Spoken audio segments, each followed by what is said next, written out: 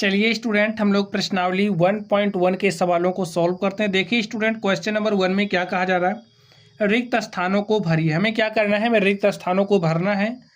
तो यहाँ पर देखिए ए नंबर में क्या दिया गया है, 1 लाख हमारा बराबर होता है कितने, 10,000 के बराबर होता है। जो हमारा 1 लाख है कितने, 10,000 के बराबर है। तो आप लोगों को ज्ञात होगा जो हमारा 1 लाख है, 1 लाख बराबर होता है कितने के, 100,000 के। भाई 1 लाख हमारा बराबर होता है 100,000 के, और 100,000 को हम लोग क्या लिख सकते हैं बताइए, 10 गुणे 10,000। ठीक है भाई, 10 बार जब हम 10,000 लेंगे तो 10 दाम 100,000 हो जाएगा। तो 1 लाख को हम लोग क्या लिख सकते हैं, 10 बार 10,000। ठीक है, 10,000 के बराबर हमारा क्या होता है, 1 लाख। तो यहाँ पर क्या भरा जाएगा, 10। ठीक है, चलिए यहाँ पर लिखा है 1 मिलियन। अगर स्टूडेंट हम लोग 1 मिलियन की बात करें तो जो हमारा 1 मिलियन होता है वो किसके बराबर होता है, 10 लाख के बराबर होता है। 1 मिलियन हमारा 10 लाख के बराबर होता है। यहाँ पर क्या लिखा गया है, 100,000। जो हमारा 1 मिलियन है कितने, 100,000 के बराबर होता है। भाई 1 मिलियन 10 लाख के बराबर होता है, और इसको अब हमें हजार में चेंज करना है। ठीक है, अब हमारा जो 1 लाख होता है वो 100,000 के बराबर होता है। ठीक है, देखिए 1 मिलियन 10 लाख के बराबर होता है, और 10 लाख, अब 10 लाख कितने, 100,000 के बराबर होगा। इसके लिए हम क्या करेंगे इसको, और जो हमारा 1 लाख होता है वो 100,000 के बराबर होता है।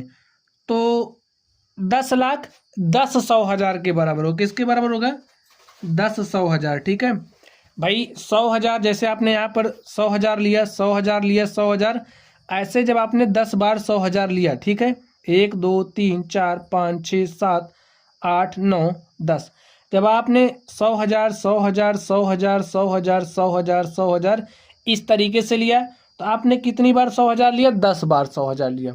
और जो हमारा 10 बार 100,000 है वो बराबर है 10 लाख के, और जो हमारा 10 लाख है, 10 लाख को हम लोग क्या बोलते हैं, 1 मिलियन। ठीक स्टूडेंट, चलिए यहाँ पर लिखा गया है 1 करोड़।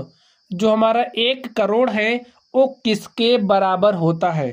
तो स्टूडेंट जो हमारा, अब सबसे पहले आप लोग बात समझिए, अब जो हमारा 1 करोड़ होता है वो बराबर होता है 100 लाख के।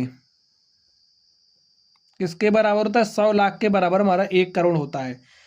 अब जब आप है वो कितने, 10 लाख के बराबर होता है, आप बताइए। जो हमारा 1 करोड़ होता है वो 100 लाख के बराबर होता है। अब अगर हम लोग 10 लाख 10 लाख 10 लाख ऐसे लें, जब हम लोग 10 बार लेंगे तो हमारा 100 लाख होगा, और 100 लाख बराबर किसके होता है, 1 करोड़ के। तो हमें कितनी बार 10 लाख लेना पड़ेगा, 10 बार। ठीक है, तो यहाँ पर क्या भरा जाएगा, 10। देखिए 10 लाख 10 लाख 10 लाख ऐसे जब हम लोग 10 बार लेंगे तो हमारा किसके बराबर हो जाएगा, 1 करोड़ के।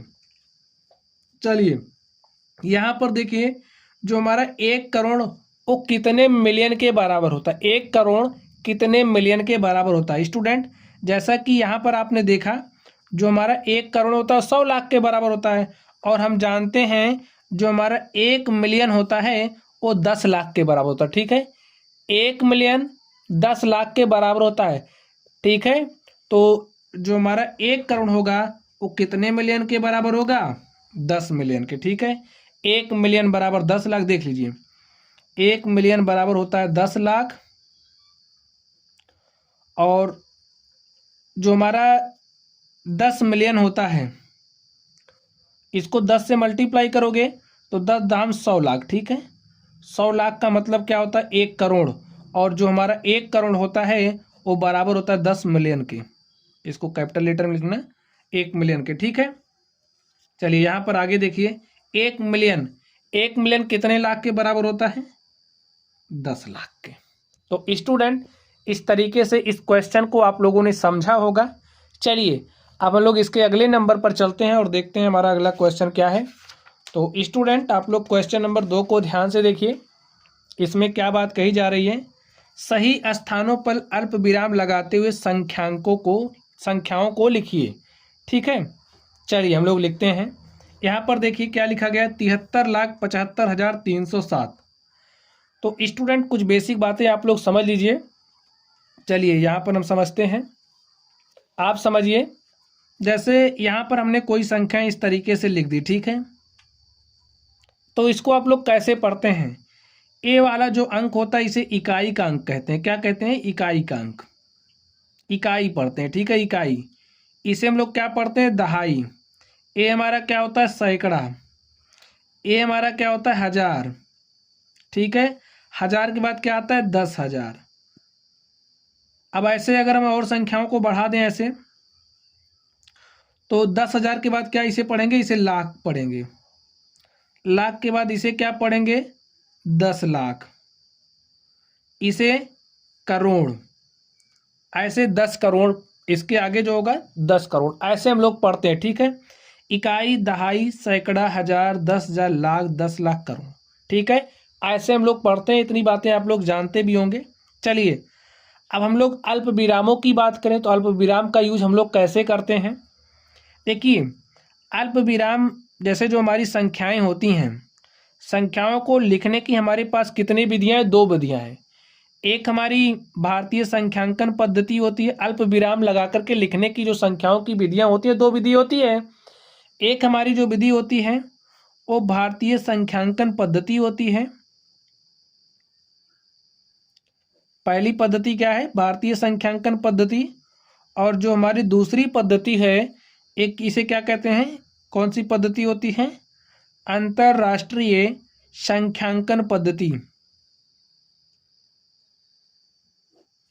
अंतरराष्ट्रीय संख्यांकन पद्धति। ठीक है, चलिए अब भारतीय जो हमारी संख्यांकन पद्धति है, अगर हमें किसी संख्या को इस पद्धति में लिखना है तो अल्प विराम लगाने का हमारा नियम क्या होगा, इसको आप लोग समझ लीजिए। यहीं समझ लेते हैं। जैसे यहाँ पर हमने संख्या लिखी है 465833756। ठीक है, अब यहाँ पर ये जो संख्या स्टूडेंट लिखी है, इसी के माध्यम से हम लोग समझेंगे कि अल्प विराम का जो प्रयोग है हम लोग कैसे करते हैं। सबसे पहले हम लोग भारतीय संख्यांकन पद्धति में इसको करने वाले हैं। यहाँ पर आप लोग ध्यान से देखिए, सबसे पहला जो हमारा अल्प विराम होता है, सबसे पहले हम लोग संख्या के दाहिनी तरफ चलते हैं। ठीक है, ये हमारी संख्या हमारी दाईं तरफ है। ठीक है, दाहिने हाथ की तरफ दाईं तरफ, ये बायां हाथ है बाईं तरफ।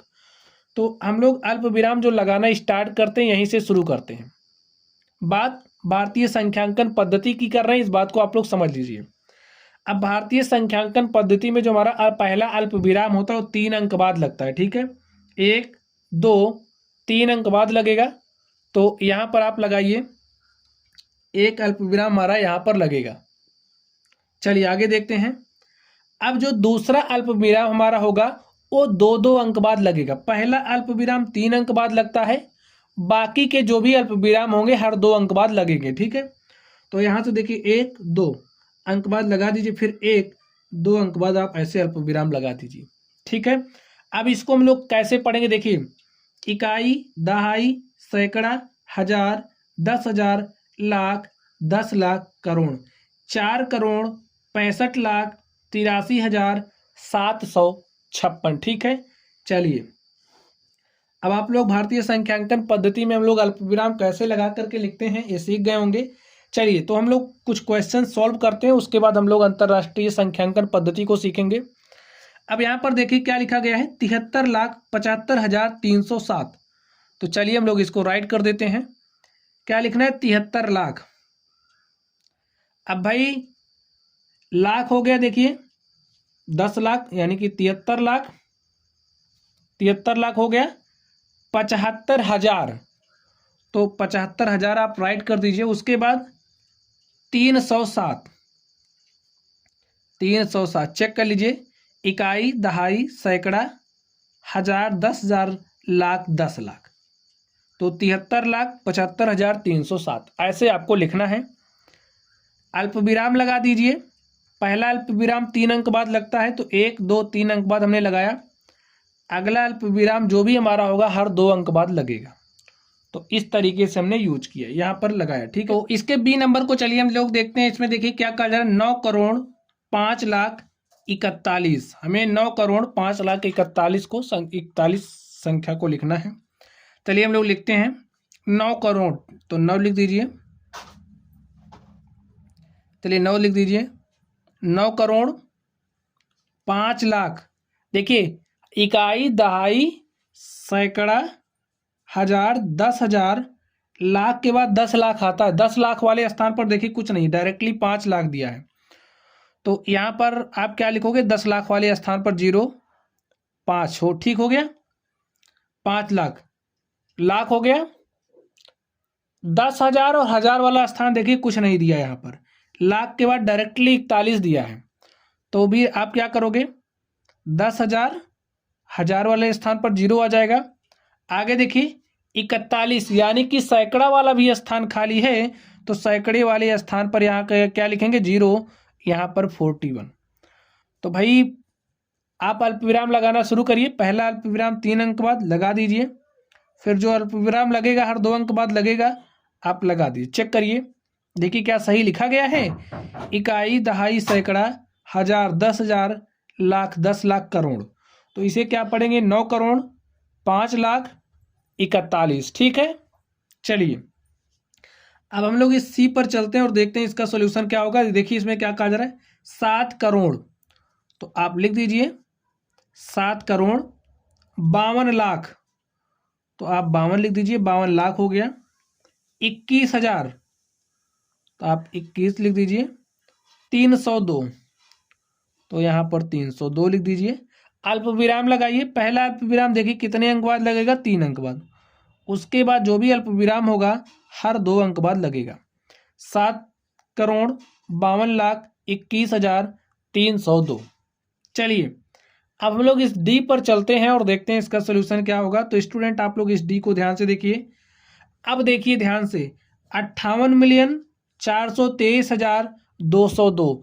अब यहाँ पर जो लिखा गया है ये अंतरराष्ट्रीय संख्यांकन पद्धति में लिखा गया है। आप लोगों ने भारतीय संख्यांकन पद्धति सीखी है। चलिए अब हम लोग सबसे पहले अंतरराष्ट्रीय संख्यांकन पद्धति में कैसे लिखते हैं संख्याओं को, इसको सीखते हैं। चलिए अब जैसे यहाँ पर हमने कोई संख्या लिख ली, ठीक है। चलिए हमने यहाँ पर कोई संख्या लिखी, ठीक है स्टूडेंट, हमने यहाँ पर संख्या लिख ली। तो ये जो हमारी अंतरराष्ट्रीय संख्यांकन पद्धति होती है इसमें अल्पविराम कैसे लगाते हैं। देखिए जो भी हमारा अल्पविराम होगा हर 3 अंक बाद लगता है, ठीक है। दाईं ओर से शुरू करना है, दाईं ओर से इसमें भी शुरू होता है, दाईं ओर से इसमें भी शुरू होता है। इसमें जो भी अल्पविराम होगा हर 3 अंक बाद लगेगा। 1, 2, 3 अंक बाद लगा दीजिए, फिर 1, 2, 3 अंक बाद लगा दीजिए, ठीक है। इसको अब हम लोग क्या पढ़ेंगे, इसको हम पढ़ेंगे 4,567,898। कैसे पढ़ेंगे, 4,567,898। चलिए अब यहाँ पर इस डी वाले को हम सॉल्व करते हैं। यहाँ पर देखिए क्या कहा जा रहा है, 58 मिलियन, 58 लगाइए, लिखिए। 423,000, तो यहाँ पर 423,000, फिर 202 ऐसे लिख दीजिए। 1, 2, 3 अंक बाद लगेगा, तो लगा दीजिए। देखिए 58,423,202। चलिए आगे देखते हैं। 23,30,000 हमें लिखना है। क्या लिखना है, 23,00,000 और क्या लिखना है, 30,010। 23 लाख हो गया, 30,000। देखिए सैकड़े वाले स्थान पर कुछ नहीं है तो वहाँ पे 0 लिखेंगे और उसके बाद 10 है। 1, 2, 3 अंक बाद अल्प विराम लगाइए, फिर 2, 2 अंक बाद, ठीक है। इस तरीके से स्टूडेंट ये जो हमारा क्वेश्चन नंबर 2 था हमने इसको सॉल्व कर लिया है। चलिए अब हम लोग अगले प्रश्न पर चलते हैं और देखते हैं अगले प्रश्न का सॉल्यूशन क्या होगा। तो स्टूडेंट यहाँ पर आप लोग इस क्वेश्चन को देखिए। इसमें कहा जा रहा है उपयुक्त स्थानों पर अल्पविराम लगाइए और संख्या नामों को भारतीय संख्यांकन पद्धति में लिखना है। हमें किस पद्धति में लिखना है इस बात पर आपको ध्यान देना है।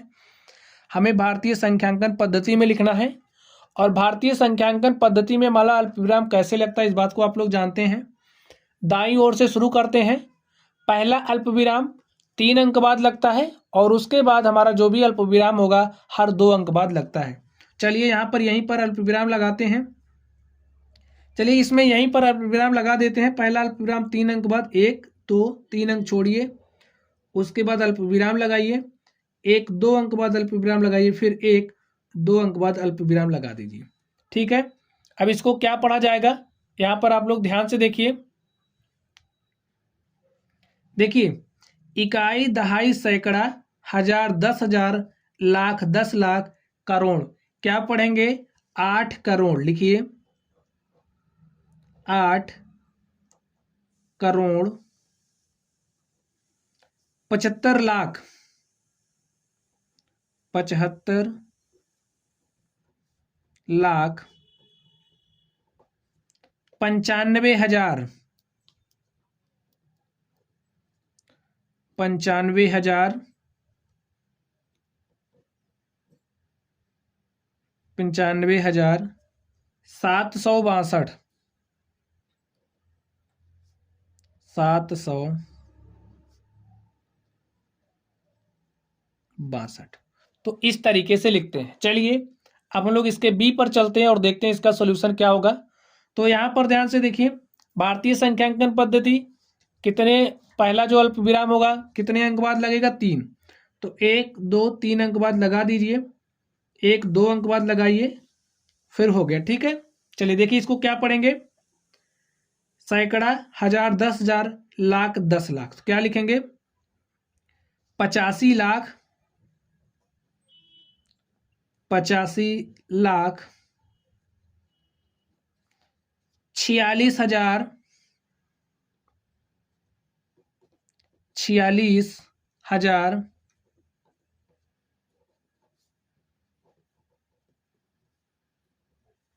283,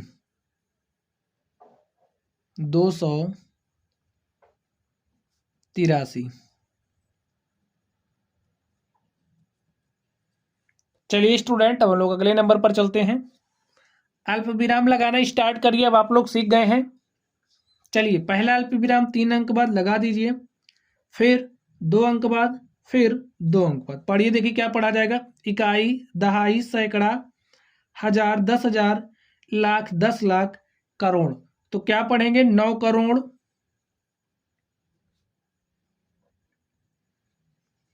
9 करोड़ 99 लाख, 99 लाख,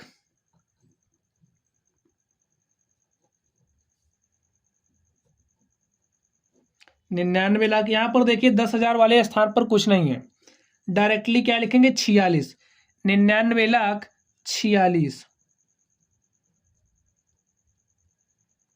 सैकड़े वाले स्थान पर भी कुछ नहीं है तो डायरेक्टली लिख देंगे। ठीक है, चलिए अब हम लोग इसके डी पर चलते हैं और देखते हैं इसका सोल्यूशन क्या होगा।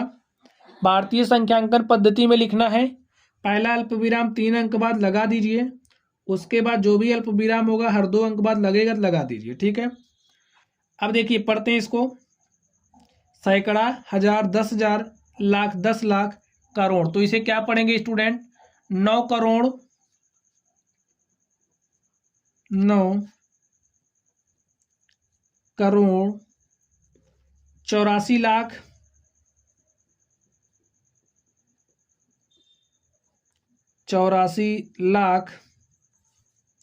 32,000 32,000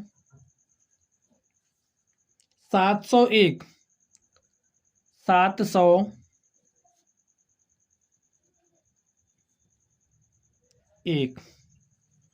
तो स्टूडेंट इस तरीके से ये जो हमारा क्वेश्चन नंबर 3 था हमने इसको सॉल्व कर लिया है।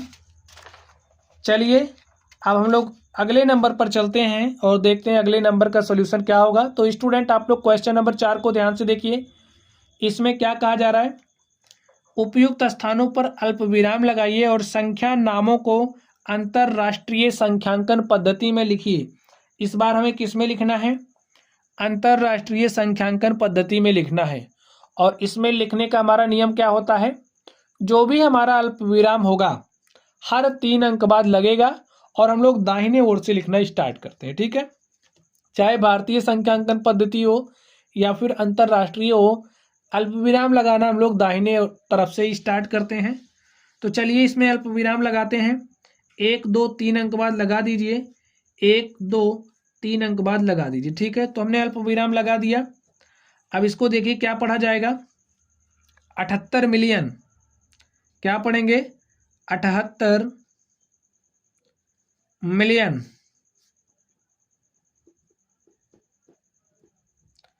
78 मिलियन 921,000 921,000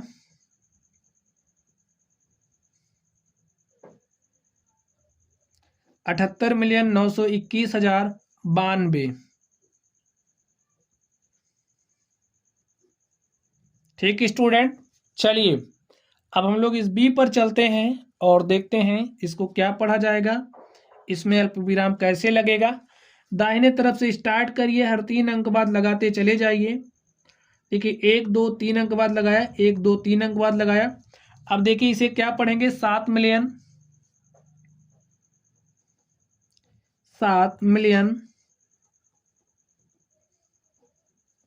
452,000 452,000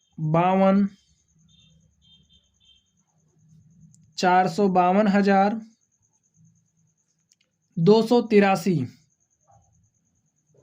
283।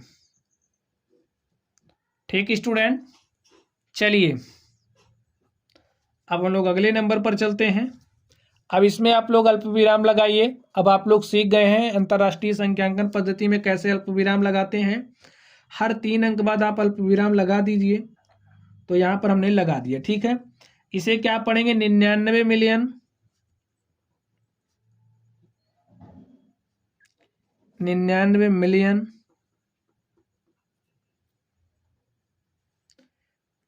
985,000 985,000 102।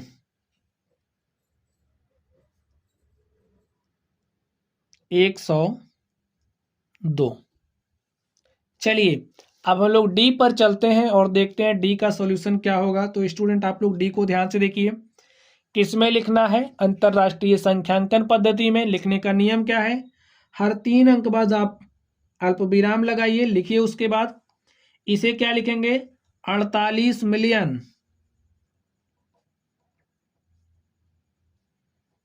48 मिलियन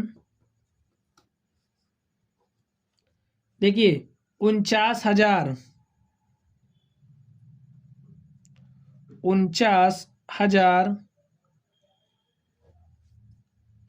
831 831। तो स्टूडेंट आप देख सकते हैं इस तरीके से ये जो हमारी प्रश्नावली थी, हमने इस प्रश्नावली के सारे सवालों को सॉल्व कर लिया है। तो चलिए बच्चों आप लोग पढ़ते रहिए। अगर आप लोगों को कोई भी डाउट हो तो आप लोग कमेंट बॉक्स में कमेंट करना। वीडियो पसंद आए तो वीडियो को लाइक कीजिएगा, चैनल पर नए हो तो चैनल को सब्सक्राइब कीजिएगा। तो चलिए गाइस आप लोग पढ़ते रहिए। Thank you.